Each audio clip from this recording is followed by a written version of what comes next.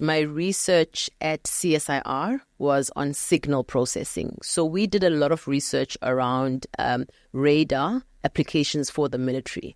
So yes, very technical, yes, very male. And coming back to your original question, I then started getting used to being the only girl. Our strategy is quite clear: growth. We are a Pan-African organization. Africa Data Centers, the parent holding company Cassava, Pan-African, African-owned, and we tell an African story. That of growth, that of expansion into new markets. In 2024, if you're entering the technology or IT space, you are a change maker. You are the change. So as a change agent, you will not get your flowers today.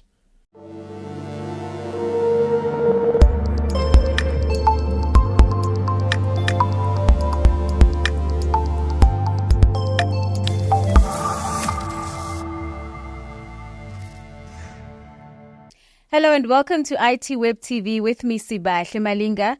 Thank you so much for inviting us into your space for the next 30 minutes or so. This month, we profile South African women who play an important role in the local ICT sector and who are doing their part to help actively transform the sector. In the digital economy, technology has become quite an intrinsic part of everyday life. And this month, we profile some of the women who are at the forefront of digital transformation. That's through their role in development of new technologies that are crucial to the fourth industrial revolution. Wabo Majavu is one of those women. She is the Executive of Strategy and Business Operations at Africa Data Centers. And we know too well that promoting gender parity in the tech sector is crucial because when it comes to female representation, the numbers are just far from satisfactory, with only 13% of South Africa's STEM graduates being women.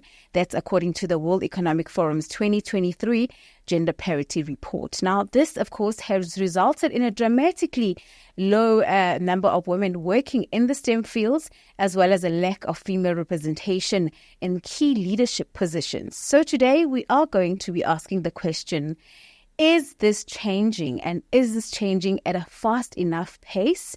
We'll find out from today's guest, and we'll also be discussing the importance of succession planning in encouraging gender and race transformation in the workplace. Wabo, you've got some tough questions coming your way, but it's nothing you can't handle. Well, it is great to have you here. So let's just start off by getting a brief overview of your professional background and how your journey landed you in your current position as one of the underrepresented women in the tech field. Sure, and thank you for having me. Unrepresented. Let me start there when I tell my story. First of all, I come from a family of girls. I've got 3 sisters, raised by my mom, very close to my aunt, and I went to a girls' school. So the girl force, girl energy behind me is quite strong. I first moved, or at least went into a co-ed when I was already in grade 11. And that was my first time. That was my first time engaging on a daily basis. On a daily basis. At school. It was foreign. And so that cultural shift, and definitely from a social interaction, I think that was my first encounter. Moving on into the space university. So the story that I always tell is first year of engineering of any kind, be it mechanical, electrical. There are more girls than you'll find in the second, third, and fourth year. So the numbers start to dwindle. Keep dropping with each year. And there's one thing that I think, if we want to start addressing it, because remember, messaging is very key. What you will hear from engineers that, if I give away the year, I'll give away my age, right? But typically the head of engineering would say, look to your left, look to your right. One of you won't be here in 5 years' time. Oh, my word. So it is expected. Anyway. And what is the reasons? So the reason is, remember, so it's all about tenacity. What you put in is what you get out. So the engineering field is pitched at the art of impossible. Wow. Now, psychologically, obviously, there's barriers there and there's conditioning there. Anyway, so moving along. So let me tell you, I was one of the ones that dropped out. So look to the left, I'm the one on the left that dropped out. Spent a year not working, freelancing, and then got a scholarship to then study engineering in Malaysia. So moved abroad, and I think what saved me or maybe carved the way for my career is I then went into a university, which was an engineering university. So you don't have marketing, you don't have your BCom, all your other academic sectors in the space that look like they're having more fun than we are. It was purely engineering and IT. And so there was everybody's expected to perform. Everybody is, and for me, that culture cultivated, because remember now you have a melting pot of different African countries, Asian countries, including obviously Malaysian, Chinese, Indonesian. And everybody comes there to do what they're supposed to do. So there's more focus? So there's more focus. Did you enjoy it? I did enjoy it. I certainly enjoyed the shopping. There's more focus, but also there isn't that undertone of we expect you to fail. That is what, because you're a woman. And a black woman. And you're a black woman. Because remember now, like I say, the cultural diversity of that particular university, technology patronage in Malaysia, it just brings you from different corners of the world. So by virtue of being here, you are the exception. And so you excel. My first job was at CSIR. I was in research, and so that's how I started in academia. I then did my master's through Wits University, and I think that's where I got the AI bug. My supervisor was Professor Marwala, and so he would have dinner with his students every month or so. And really... So you were in the hands of the cream of the crop. So I was quite lucky, I must say. They say, you work hard and then you start getting lucky. And so I think I started getting lucky. Moved on from there, entered the telco space. I worked for MTN. And I worked as a radio engineer, radio planning and optimization. So if you look at the radio network, what that is the base stations where your phone signal then transmits to, your... Isn't that very technical? It is extremely technical. So what got me in was my research at CSIR was on signal processing. So we did a lot of research around radar applications for the military. So yes, very technical, yes, very male. And coming back to your original question, I then started getting used to being the only girl. The only girl in the room, the only girl in the meeting, the only girl in the... worked at MTN. But what I left out, which I think I would like to speak to, is my internship. So Petronas then gives you 6 months to go do your internship, and then you come back and you complete the degree. I did my internship at Petro SA in Mossel Bay. So that's a petrochemical plant. And if petrochemical plants, by nature of being mechanical and physical, it is dominated by males. And so I worked with the power electronics team. So as a power electronics intern, you then walk around with this toolbox. The toolbox has got, absolutely everything that you're going to need when you climb a mast to be able to repair the antenna. Now, the toolbox is very heavy. And as a woman physically, I found that to be a challenge. But because I've operated around men long enough, I started being able to use that to my advantage. So I would never carry my own toolbox. Oh. The perks of being women in a male-dominated a woman in a male-dominated industry. And the reason I tell this story is just so that we take problems and we try to flip them into an opportunity that gives us the advantage. Because that's what been your reason to leave. If that's where your mind was. Absolutely. I mean, try climbing a 20-meter mast with a heavy toolbox. It's not going to happen. So I was at MTN, and then my first senior leadership role was at Centec. This was at a time where Centec was rolling out DTT, the digital terrestrial television. Yeah. I headed up network management systems, so the monitoring of the network. I then moved into the head of product, looking at our go-to-market. And the media and content distribution space is such an exciting space right now, by the way. I then later worked for Intelsat, a global satellite provider. And here I am today, strategy. And let me tell you the funny thing about strategy. I think one of the first books I ever read about strategy was The Art of War. And it probably has taken me 20 years to understand some of those key learnings, practically what it means, especially when we deal with difficult issues around change, transformation and balance. Well, perhaps let's just get a brief overview and, of what your role entails as the executive of strategy and business operations at Africa Data Centers. Sure. I'll start with the strategy part. Our strategy is quite clear: growth. We are a pan-African organization. Africa Data Centers, the parent holding company Cassava, pan-African, African-owned, and we tell an African story. That of growth, that of expansion into new markets. On the business operations, there's 4 pillars. The first one is energy. If you don't have a solid energy strategy in the data center business, you're dead in the water. Oh, my word. The second one is products. What product do we take to market, and what is the value add on top of, your conventional energy cooling solutions? The third one is BI and analytics. Building a data-driven organization led by data. So you start to remove your human bias when you start looking for performance and efficiency metrics.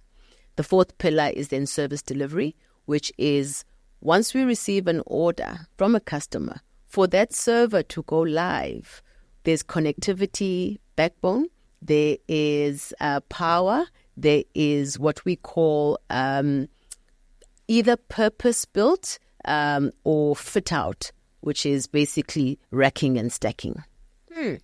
Very interesting. Hey, you make it sound so easy, but of course we know that it's nowhere near being as easy as how you put it. But when you talk about removing the human bias, my naughty mind wants to actually talk about how you could possibly play an important role in helping some people out there to remove the biases that are associated with the male-dominated industry that you find yourself in. Let's talk about what have been some of the challenges and opportunities of being in the industry. You spoke earlier on about how you initially dropped out, and I can imagine there were factors that contributed to that. Maybe let's talk about the challenges, because we know that there are infinite opportunities out there. Sure. One of the challenges that I can speak to earlier on is, I think we underestimate how big a jump it is to leave high school and enter university. It's a big, it's like going from a small, safe pond into the ocean. There's currents socially, there's layers, there's self-discovery, because remember, you are 18, 19. It is tough. That jump is not as seamless, and so your support structure, it is really important. For me, the biggest challenge was, I'll be honest, the people that I found myself probably gravitating towards, meaning my friends, people who understood me, they were all studying BCom. The engineering space was a lonely space for me. And just to give us an idea, in your class, how many females did you have? And also just an average number of total students in the class? Sure. So in a class of about 200, there were 3 females. So that, of course, is the entire faculty. Yes. And remember, I spoke earlier about the girl force. I mean, I went to a girls' school. And so that imbalance at that proportion, it came so as a shock. You went to an extreme end. Yes, I went to an extreme end. Yes, yes. In a girls' school. And so, speaking to challenges, let me talk about confidence. So, if you look at the room itself gives the boy student permission to ask a stupid question. If you're the minority and you put your hand up because you really do have a question, so I used to sit at the back. The entire class then turns to look at where this hand is coming from, and there's an uncommunicated expectation that that question better be worth our attention. So, like I say, this is not spoken, it's perceived. And so I would have to read up a little bit more to prepare even the questions that I would have to ask. And I think perceptions can be so dangerous sometimes, we really do need to find better ways of changing perceptions and dealing with the stereotypes that women often find themselves in. And so how would you compare that to being in the actual workplace now when you have to attend boardroom meetings? Did you encounter the same perceptions, or was there a difference? I think, Sbahle, this is a difficult one for me because it talks to the tone in the room. One of my colleagues said, everything rises and falls with leadership. That is so true. I'm lucky now because I think the ideology of the organization that I am in, it is driving an African agenda. So that is a unique, transformation is a priority. I can speak about earlier experiences where certainly you will have to prep a little bit more before an exco meeting. You have to prep a little bit more before your presentation. And so one thing I learned quite early was getting a sponsor. So by the time you do pitch an idea, by the time you do present an idea, you do have a sponsor. You have had someone buying in. That buy-in and that stakeholder engagement as a woman, it is critical. Wow. When you say that you have to prepare a little bit more, you have to work a little bit harder than your male counterparts. That reminds me of a lady that I actually interviewed right in these studios last year, same time last year, and who spoke about the fact that she had to almost bend over backwards to prove that she deserves to be here and that she is just as intelligent as the men in this meeting, if not more intelligent. And so, of course, that is unfair. That is unfair.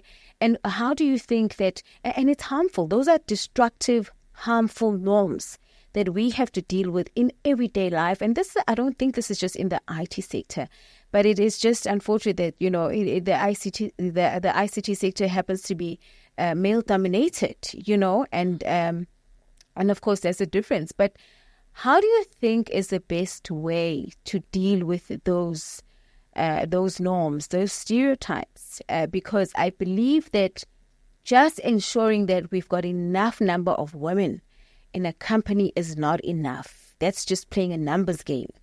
Just ensuring that, we've got enough number of black women in a particular department is not enough if we have not changed the thinking behind these stereotypes. All right. So there's two angles for me, and I'll jump on the solution oriented angle. When we talk about young women in the workplace and we look at the progression metrics that we use, they can be deceiving.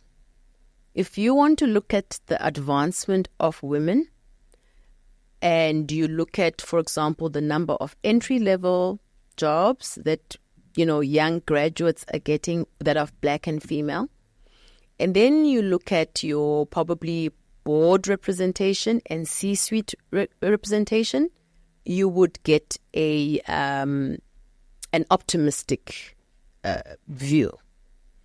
Now, look at middle management and look at the rate of progression. We need a progression metric. So there is how long does it transformation take is taking place, but at a very slow pace. So how long does it take the girl to go from intern to manager to senior manager versus her counterpart? That's the question.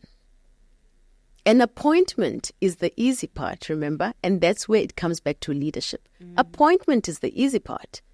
I don't struggle to find a job. And we know why appointment is easy. That's because government has put in, structures in place that ensure that. I mean, in our company, I'm part of the employment equity team, committee. So I'm one of those who actually play a role in ensuring that we have enough number of women in this department, enough number of disabled people in this department, enough number of black people in this department. So in most cases where you see companies doing that, it's because they're compelled to. Exactly. So the progression matrix for me is key. That is where the source of truth will start to come out. So you're saying there is an improvement in the number of young women coming into the field, taking STEM subjects and doing STEM-related courses at university. Are we seeing an improvement there? So we're seeing an improvement there. So on succession planning and on the progression, that's one measurement, okay? Mm-hmm. But then let's come back to that jump, because remember, that's where things break. When you transition, the transition from a student to an intern. And I will talk about the IT space. The first challenge that a young woman will have is, maybe if you'll allow me to reverse a bit, when I matriculate, the decision to go to varsity is dependent on my financial situation. And then in extreme cases, the stories that I've heard, because I spend a lot of time with our interns, stories that I've heard is my grandmother then had to sell a piece of land for me to be able to go to university. Because we are putting pressure on the girl child to grow up quickly, to be able to provide for the family. Because she has a grandmother, she has siblings, and that's how you see in some households, the firstborn is probably an assistant because she had to quickly get start putting food on the table, and then the sibling will be a medical doctor. And then thereafter, because she then had to chart a path and then start providing to better the family. Become the breadwinner. The girl, when you look at a girl, imagine a household behind her. Wow. Now, let's talk about the jump from university to the workplace. She's overcome all these challenges and she finally made it into the workplace. Now, what's unique about the IT space and what's common across any sector, be it financial, be it telco, what we call cutovers, meaning the maintenance work that you do on a live network that consumers use 24/7, that type of work where the most learning happens off-peak. Meaning when the banks are closed, when people have gone home, when the network is down, after midnight. Now, if you live in Alex and there's a cut-over happening this evening, the taxis are finished. You would not have been part of that cut-over. 6 months later, 4 cut-overs have happened. Your counterpart who has a car has made it to... So when it's time for me to make a decision around promotion, your background, your situation, your socio-economic situation works against you. So when I go back to leadership, the empathy and the conscious awakening about the situation around the girl child is so important. So let me tell you what MTN did, which I found to be a game changer. Every RF engineer was given a car. Oh my word. So the type of the job, so we need to start looking at tools of trade. Mm-hmm. The type of job of a radio RF engineer, so we do what you call drive tests. So you literally just drive around, you've got a phone that has some software on it, and you're able to see when the signal dips, so you're on a call continuously, and then you go back and you start analyzing a certain route, let's say Vereeniging or Sandton, for example. So you start seeing the patchy areas, and then you go and you optimize the network. So you used to get a car. So 2024, are we revisiting the tools of trade that will make the girl child compete? Because if you have to leave early because of a taxi and you can't take your laptop home because of your taxi route, it's dangerous. And so you leave your laptop at home. But what does programming and coding need? Practice. Tools of change. Tools of change. That's the key word. That's the key word. We need tools of change. And we can be creative around this, right? So remember, companies are quite sensitive around data for obvious legislative privacy policies that restrict them. But what we can start creating, which we do, is dummy data sets. So put dummy data sets, put it on a hard drive. I give you a spare laptop so that you don't have to move around with a laptop. When you get home, you've got data sets to start learning how to train data models. Wow. So what kind of tools of change and support do you think that is required to enable women to move quickly up the ladder? As you said, there is quite a slowing growth in certain phases within, as you climb the corporate ladder.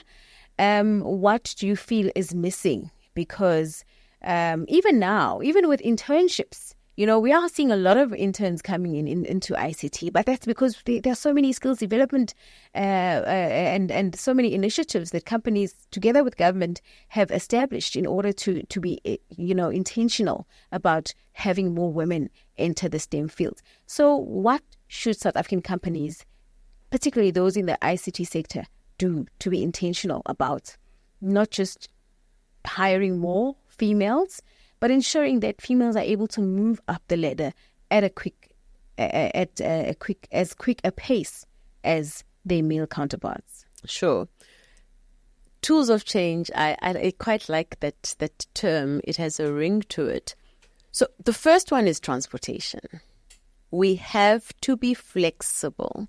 And I say, COVID was a game changer for us because we rethought what mobility means. Now we're quite flexible. We work from home. And so we're already starting to see that because of the change in policy following COVID, then we're starting to even the playing field. The second tool of change is every enterprise has got some enterprise supplier development program. Be deliberate about self-disruption because that's how you innovate. So you have a problem. Your problem is your Black females entry level are not progressing at a desired. Give that problem to them. Invest in it. Partner with organizations. When we talk innovation hub, that is for me the sweet middle ground because you have your tech startups. They are disruptive. You then go there, you start collaborating, you're fulfilling two roles. One, you're innovating and solving a problem. And from a compliance and ESG perspective, you're actually being smart about how you are allocating your funds. Yes. Then we move away from the compliance and checkbox exercise. Give me a budget. This is how I'll report on it. And then I'll get a tax rebate. So in light of South Africa's high unemployment rates, do you think this gives us an opportunity to be intentional about hiring more young female, particularly the young people who are unemployed? And we are seeing many skills development organizations that they're participating in. Is that a solution, or could it be a solution to South Africa's high unemployment rate? Yeah. So I've got an engineering brain, right? So my brain is very methodical. And so I like to think of it as a three-pronged approach. Mm-hmm. One, from the unemployed individual. the second from these agencies for upskilling, and the third being the employer. So let me start with the unemployed graduate. There's a lady in Cape Town, and she does my makeup when I'm in Cape Town. So I asked her, because whenever we converse, she's articulate, and then I asked her, what is your background? She says, I've got an IT degree, but I couldn't find a job. And so now I do makeup. And so I said, hang on. That can't be right. That can't be right. Wow. So the role that I play is then to communicate the options that you have, that the conventional method of just seeking employment and then giving up or looking for alternatives in 2024, the barrier is gone. You can freelance. If you know how to code, you can freelance. Especially when you're a woman in IT. Of course. Those are in demand. It's awareness. So you can freelance. And I talk a lot about that. How do you freelance? Who do you speak to when you want to freelance? So that is on the unemployed. Then let me talk about the agencies and the innovation hubs. There's a company called Connector. And the founder, Yandisa, I think Mail and Guardian, it was in 2022. I think they had a Businesswoman 2020 list. She has a company called Connector. And one of the things that she said that awakened me is the innovation and the disruption is going to come from our rural communities. Wow. Because they build to survive. They innovate to survive. And they're forced to leapfrog. They're not dealing with any legacy. Yes. So they like what you see in Kenya and your Ghana and your Nigeria. Exactly. They forced to use the mobile money transactions because... Exactly. So this now is not... It stops becoming an employment conversation. It starts becoming an access conversation. Because she is then upskilling in those communities within all the cloud provider platforms, all the certifications that you need, and you start earning, number one. Number two, you then start creating, because the problems that you create will serve your community. Absolutely. A very basic example, she says, without even technology, I don't know if you know this, but cow dung is used as inside a hut. It's used to, layer the floor. So every now and again you refresh it. Every now and again, because it acts as a thermal insulator. That's why some huts are built or right on the outside. They use cow dung for that. So you use mud for the walls, and then on the floor you then use the cow dung. Because then in winter, it's a bit warm. In summer, it's a bit cooler. Wow. Now, that thinking is the thinking you need to then be able... Remember now, I combine that thinking, I combine it with the skill, the certifications, look at the product that's going to come out.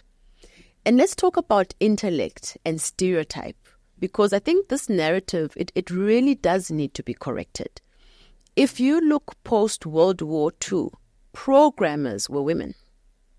No, you're kidding, right? Computer programmers. The very first algorithm that was loaded onto a machine was Ada Lovelace in 1833. Wow. And there was a 50% representation. So software was done by the women, and the mainframes, because of their mechanical nature, was allocated to the men. The internet boom. In about the 60s, there's a Cosmopolitan article. It's called The Coding Girls. It was hip and sexy to be a programmer. That rings a bell. Right? Now. Yes. Fast forward, the internet takes over. Companies awaken to the possibility of software. Now we're starting to look for programmers. Now we start profiling, and we start developing aptitude tests as to what makes a good programmer, what makes a bad programmer. Then there was a study that was done by Dallas Perry, where he took 1,400 engineers. He's a psychologist. 1,400 engineers, 1,200 of those engineers were male. So your data set had a bias. So then the outcome was attributes that are leaning towards the male. And that's how we started recruiting. Fascinating. Fast forward, look at the numbers you're sitting with today. We've moved from 50-50 to the numbers you've just shared with us. To 13% in South Africa, at least in the STEM industry. And those numbers are dismal. So let's talk now about, you've touched on very important solutions and some of the things that we could do better as corporates, as enterprises. And I think one thing that you said as well was talking about that organization that's creating a pipeline for women, even in cloud computing, which I feel, we need to see more of. How much, you say there are pockets of improvements in gender representation within the ICT sector, but are we seeing enough women entering the cloud industries? Are we seeing enough women entering in the data center industry? Are we seeing enough women coming into those industries? The answer is no. And I'll go back to the deceiving progress metrics that we look at. When we look at the sector and women representativity, what we then have an opportunity to look at is what are the core functions of that organization. So your more technical fields, mechanical, electrical, BI, analytics, and ring fence that and then start monitoring that. Because once you start mixing those numbers with the supporting skewed functions, your conventional functions like your finance, your marketing, your what's another, HR, right? So once you start looking at that in its entirety, the numbers will be skewed. Look at what the drivers are in terms of skills and then match that to your metrics and then tie that back to succession planning and tools of change. Well, I think the education, the role that is played by education is quite a big one. And perhaps that's also where we need to talk a bit about the number of women. When you spoke about how that young girl in the rural areas who has a grandmother taking care of her, my question then would be, does that grandmother actually encourage her to enter the STEM fields? Or is that grandmother from the rural area more likely to say, why don't you become a nurse or even a teacher? Could that perhaps be part of the problem? That is part of the problem. And for me, it boils down to language. I have to be able to communicate to my grandmother in a language she will understand. And that language is not English. So do we have data sets that are of a native language that empower us to communicate to our parents what it is we want to do? I remember when I was studying, and my mom used to ask every single time I used to go home, she'd ask me, Wabo, just explain to me again exactly what is it that you do. Wow. So we don't have the language. Translation, that is not a technical skill. No, it's not. So there's an opportunity. We're talking about opportunities. We're talking about solution. Translation. We can start at the bare minimum because now we're going to talk, what can the organization do? What can the government do today? Everything you ship into the country, be it a calculator, be it a cell phone, can you translate it into all my official languages so that I can start developing the lexicon for the things that I can package a message to my mother in my language if I understand the terminology. Wow. I love the way you use the engineering analogy to everything, and your jargons, your technical jargons fit in very well with our conversation today. But speaking of resolutions, we are running out of time. I have to ask you this question though. What more can government and corporate sectors do just to ensure a continuous pipeline of young girls are entering the STEM industries? Sure. I'll actually speak to a very recent matter that we saw in Kenya, where young people, Gen Zs, they took to the streets because of certain clauses they were not happy with in the finance bill. And so bring it back home, ICT sector, let's review our policies with the user in mind, with the developer in mind. So start creating space for co-consultation. That's the first one. Then the second one is public-private partnerships. Do you know what government is really, really good at? And I think we overlook this. Government is really good at planning. And then the private sector is your execution arm. Implementation. Now look at that balance. And then you can use agencies to facilitate it. I mean, we all know already seeing those initiatives. Exactly, we are. Because remember what has, I think, maybe hamstrung us in the government sector, because remember, I've been on both sides, is then, of course, there's, your PFMAs when it comes to procurement. There's your, how do I justify this? Does it not look like I'm favoring one over the other? How do I justify the fact that I want to work with an MTN if I have worked at MTN?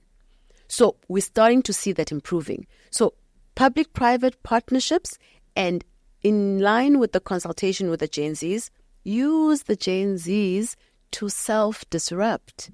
That's innovation. In my conversation with women in IT, there's a specific woman that I actually had an interesting conversation with. She's in engineering, and she spoke about the fact that in the engineering field alone, the few women who actually enter the field are likely to drop out or change industries in the first 3 years. And she says that she was one of those women.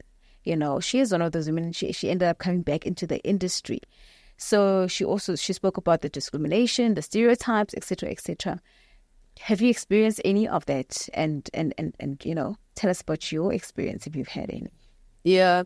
So stereotypes are all about, I always say you act according to what you know. And so when we look at it possibly as resistance or hostility, as women, the one thing that we have is empathy. So that's my starting point. I empathize with, a person acting out of what they don't know. Understanding the benefits of cognitive diversity. Because we are compassionate beings. Yes, we are compassionate beings.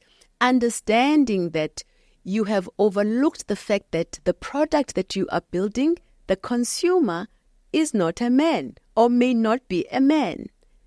And those are the things that there's a book called Working Backwards. Think about the consumer, think about the shareholder. Everything in between is noise. And a very good example. So you don't take it personally. But then how do you use it to your advantage?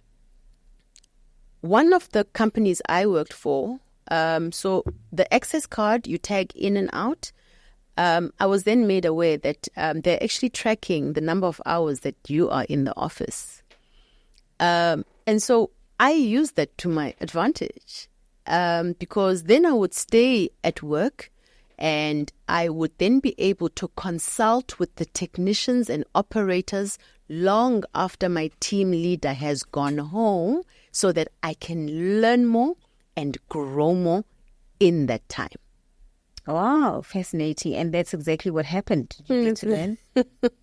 And I think remember, I had a decision to make. Will I let this destroy me or deter me, or how can I flip it? Well, many lessons here from our guest today, Wabo Majavu, who is the Executive of Strategy and Business Operations at Africa Data Centers. Wabo, thank you so much for your time. I've learned so much. I've been inspired, and I do wish you all the best. But perhaps as a parting shot to many women who have just entered the industry, let's just say maybe who are in internship or the early stages of their career, and some of them may be discouraged, what word of advice do you have for them? Sure. So I'll say two things as words of encouragement.